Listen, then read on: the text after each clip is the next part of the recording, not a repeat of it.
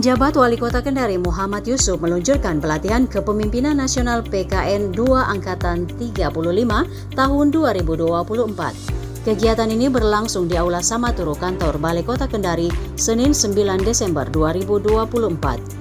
Penjabat Wali Kota Kendari menyambut baik proyek perubahan yang diajukan 4 pejabat eselon 2 yang mengikuti PKN 2 Angkatan 35, yakni Asisten 3 Makmur yang mengangkat topik tentang Coaching Clinic Center ASN, Kadis DLHK Paminuddin, Sisaku atau Siasati Sampah Kota Jadi Uang, Kepala Dinas Ketahanan Pangan Abdul Rauf, Siindah atau Sinergitas Pengendalian Inflasi Daerah, dan Kalak BPBD Fadril Suparman, Rumah Sakit dan Puskesmas Aman Bencana atau Rasa Puas AB.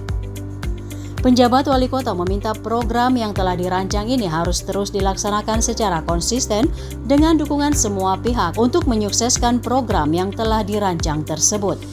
Coaching Clinic Center Aparatur Sipil Negara yang digagas oleh Asisten 3 Setda Kota Kendari Makmur SPD MPD bertujuan meningkatkan kualitas sumber daya aparatur pemerintah melalui pendekatan coaching dan mentoring yang terstruktur. Program ini memiliki 4 tujuan utama: pengembangan kepemimpinan, peningkatan kinerja organisasi, penguatan kompetensi individu, dan budaya berbagi pengetahuan. Dengan pelatihan yang terarah, diharapkan para pemimpin mampu mengambil keputusan efektif, mendorong efisiensi pelayanan publik, dan menciptakan lingkungan kerja yang adaptif.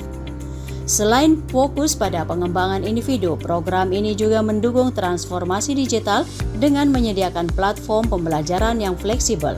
Hal ini bertujuan menciptakan aparatur yang kompeten, profesional, dan responsif terhadap kebutuhan masyarakat. Program ini menjadi bagian dari upaya pemerintah Kota Kendari untuk mewujudkan tata kelola pemerintahan yang efisien, inovatif, dan adaptif menghadapi tantangan masa depan. Proyek perubahan Sisaku atau Siasati Sampah Kota Jadi Uang yang dipimpin oleh Kepala Dinas Lingkungan Hidup dan Kehutanan Kota Kendari Paminuddin SE/MSI bertujuan menciptakan sistem pengelolaan sampah yang efisien dan berkelanjutan. Dalam jangka pendek, program ini mencakup pemilahan sampah di sumber, pembangunan infrastruktur terpadu, serta pengolahan sampah organik menjadi kompos. Dukungan masyarakat diperkuat melalui edukasi, sementara kolaborasi dengan pihak swasta akan ditingkatkan melalui MOU untuk mempercepat implementasi. Pada jangka menengah, fokus bergeser pada perluasan program pemilahan ke seluruh kota, pemanfaatan teknologi ramah lingkungan, serta uji coba pengelolaan sampah dengan sumber energi alternatif. Dalam jangka panjang, Sisaku bertujuan mengurangi 25 hingga 50% sampah yang masuk ke TPA Puatu, memperpanjang usia TPA, serta menjadikan sampah sebagai sumber energi dan komoditas ekonomi. Proyek ini diharapkan memberikan manfaat seperti lingkungan yang bersih, peluang ekonomi baru, dan dukungan terhadap mitigasi perubahan iklim.